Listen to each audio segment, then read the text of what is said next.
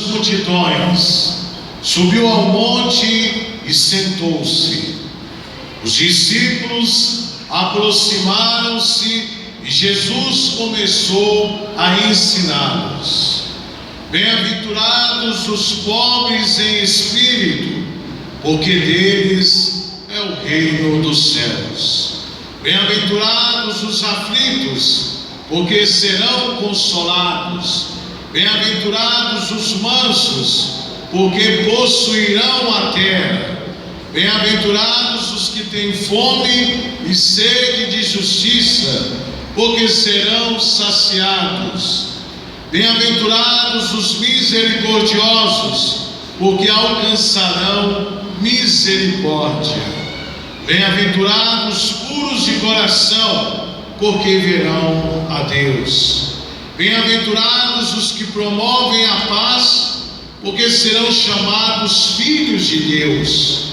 Bem-aventurados os que são perseguidos por causa da justiça, porque deles é o reino dos céus.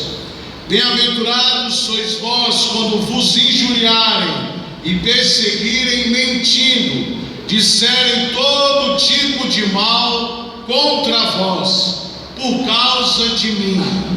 Alegrai-vos e exultai, porque será grande a vossa recompensa nos céus. Palavra da salvação. Glória ao Senhor. Glória de Deus, que nos liberta e salva. Podemos sentar, povo de Deus. Hoje, com esta Eucaristia, nós iniciamos a 4ª semana do tempo comum, o tempo da esperança da igreja, a esperança do reino dos céus. E hoje nós somos apresentados para o novo Moisés. No Antigo Testamento, o homem da lei era Moisés, mas o Antigo Testamento foi superado com a chegada do novo Moisés. Quem é o novo Moisés? É o próprio Cristo Jesus. É Jesus Cristo que vai superar a antiga lei para aperfeiçoá-la, trazendo um novo sentido para o Novo Testamento. A palavra de Deus, meus irmãos e irmãs, ela não é contida só no Antigo Testamento. Para nós cristãos, o Antigo Testamento é completado com o Novo Testamento. Nós não podemos viver somente com tradições antigas. É preciso a tradição do Novo Testamento para coroar nossa fé. Moisés foi um homem de Deus. Moisés guiou o seu povo, mas ele não era Jesus Cristo. Ele era um homem do tempo, da sua época, do Antigo Testamento, onde a lei era seguida radicalmente, olho por olho, dente por dente. Vem o novo Moisés, vem o Cristo Jesus e fala: olha, não se deve pagar o mal com o mal, mas se o mal com o bem. Aí entra o amor misericordioso do novo Moisés, que é o Cristo. Eva, a mulher do Antigo Testamento, a que trouxe o pecado. A nova Eva, meus irmãos, é a Virgem Maria, a nossa mãe que trouxe a salvação. Por um lado o pecado entra, mas por outro a salvação vai redimir o pecado do Antigo Testamento. Eis aí o sentido do mistério da palavra de Deus. E o novo Moisés hoje traz para nós o resumo da nova lei. Ele não modifica a lei, ele melhora essa lei. Ele vai dizer plenificação. O que é isso? É aprimoramento da palavra de Deus. A palavra de Deus, ela não pode limpada, mas ela tem que ser passada de maneira correta, para que as pessoas possam viver na liberdade dos filhos de Deus. Jesus foi judeu, Jesus observava o povo, os seus costumes, as suas tradições, mas ele sabia dosar aquilo que era necessário para salvar o povo de Deus. E uma das coisas foi a lei. O judeu é muito radical, ele segue a lei mesmo ao pé da letra, como os nossos irmãos protestantes seguem a palavra de Deus ao pé da letra. Nós sabemos, cristãos conscientes, que não se usa a palavra de Deus ao pé da letra, é preciso interpretá-la. Se não interpretar a palavra de Deus, vai realmente entrar no radicalismo da aplicação dela. Mas na época de Moisés, no Antigo Testamento era assim. Mas o novo Moisés, o nosso Salvador, nos deu uma nova visão da lei. A lei é para nos libertar, não para escravizar. Isso é importante. Olha a diferença do Novo Testamento para o Antigo Testamento. De um lado vê o sofrimento apenas, a radicalidade. Quem pecar será apedrejado, olho por olho, dente por dente. Código de Hammurabi era aplicado isso no Antigo Testamento. O amor era diferente, tinha uma visão de amor diferente no Novo Testamento. Quando o novo Moisés nasce da família de Nazaré, a história muda para o povo de Israel. A palavra de Deus se torna misericordiosa. A palavra de Deus se torna acolhida. A palavra de Deus acolhe os pecadores, que parece que no Antigo Testamento não acolhia os pecadores. Mas o Novo vem dizer aqui, a misericórdia de Deus transforma o seu amor. Por isso que alguém perguntava: quem é Deus? Deus é amor, Deus é misericórdia. Na visão do novo Moisés, que é o próprio Cristo Jesus, que nos ensina e que nos salva na sua missão redentora. E o novo Moisés hoje vai resumir a lei para nós, apresentando o que, Frei? Um programa de vida. Qual é o programa de vida para nós? As bem-aventuranças. O programa da santidade do cristão passa pelas bem-aventuranças. E duas bem-aventuranças são repetidas. Prestem atenção. Essas duas nós devemos levar no coração e na nossa alma sempre, na caminhada de discípulos e discípulas de Cristo. Logo no início do programa de vida: felizes os pobres de espírito, porque deles é o reino dos céus. Vem à tona no Evangelho, no Salmo cantado, a espiritualidade do pobre diante de Deus. Já no final do programa de vida, no Evangelho, apresenta-se de novo aqueles que são perseguidos por causa da justiça. Os pobres de espírito herdarão também o reino dos céus. O pobre de espírito e aquele que é perseguido por causa da justiça de Deus.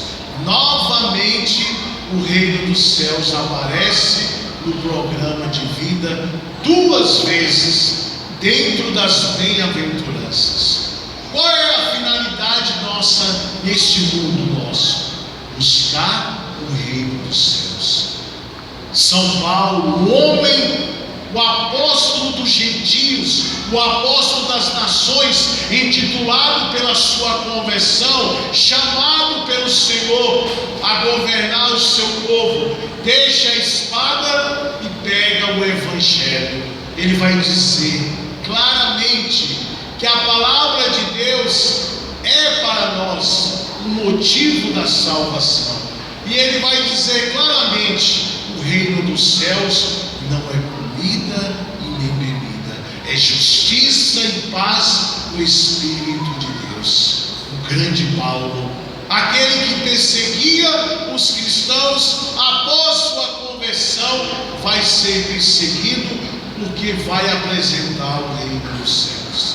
Interessante que nesta semana que se passou, nós apresentamos os discípulos de Paulo, Timóteo e Tito, que viveram essa experiência de evangelização. Foram homens capazes, dentro da assembleia, de ouvir a pregação do evangelho feita por Paulo, e a partir daquele momento os homens se converteram e seguiram no discipulado de Cristo a modelo de Paulo. Os dois se tornaram grandes evangelizadores, grandes pastores, porque o intuito deles é evangelizar o povo para o reino dos céus. Algo muito importante para a nossa vida, caríssimos. Alguém perguntou numa sala de aula, perguntou ao professor: como eu faço para ser santo? O professor cristão disse: para ser santo, leia Mateus 5, versículos de 1 a 12. Ali está o teu programa de vida para a tua santidade. Queres ser santo? Seja pobre de espírito. Queres ser santo? Seja manso. Queres ser santo? Tenha misericórdia consigo e com os outros. E assim ele foi enunciando as bem-aventuranças. O que é a bem-aventuranças? Sejam bem-vindos à casa do Pai. A resposta, o significado das bem-aventuranças. Nós devemos ser acolhidos e devemos acolher. Não só ser acolhidos, não só servir, mas também estar servindo a palavra de Deus. Se eu não estou enganado, meus irmãos e irmãs, sexta-feira, dia 27, o Evangelho dizia algo muito importante sobre o reino dos céus.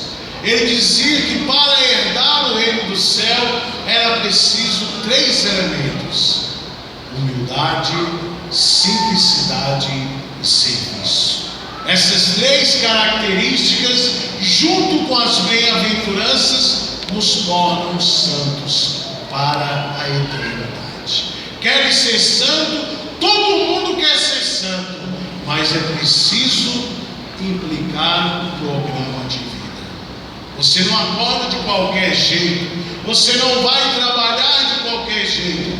Você tem um programa de vida da sua caminhada diária, para você proceder com a sua família, com a sua vida pessoal, para chegar à meta do final do dia. Assim também na vida religiosa, na vida de igreja, nessa dimensão que nós vivemos na nossa caminhada cristã. A gente precisa ter um programa de vida. E esse programa de vida passa pela palavra de Deus. Não dá para ser santo se não ler ou viver a palavra de Deus. Fica muito difícil. A palavra de Deus, ela vai permear a nossa vida com os sacramentos. E eu considero 2 sacramentos que nos ajudam a viver a palavra de Deus. O primeiro, a confissão, a reconciliação. E o segundo aqui, a mesa da Eucaristia. Ela nos ajuda também a buscar viver as bem-aventuranças da nossa caminhada cristã. É preciso, é necessário que cada um de nós busque esses sacramentos.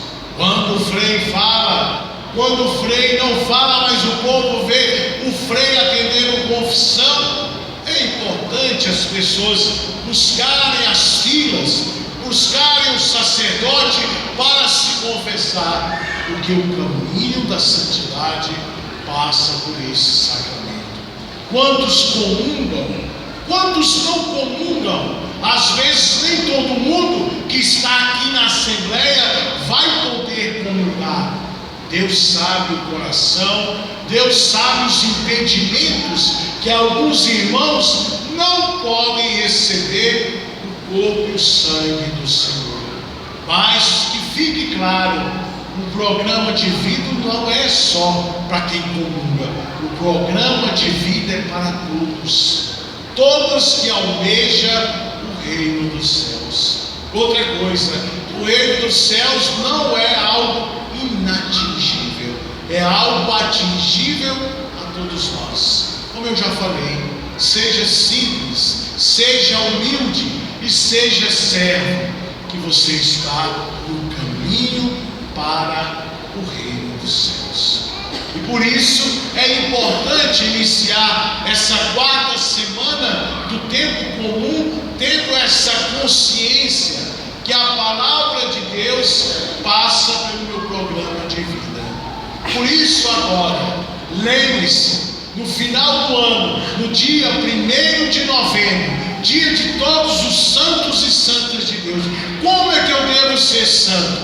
Aí você se lembre, Mateus 5, versículos de 1 a 12, as bem-aventuranças me tornam santo ou santa de Deus. É assim que nós vamos preparar o nosso caminho, o nosso discipulado para chegar ao reino dos céus.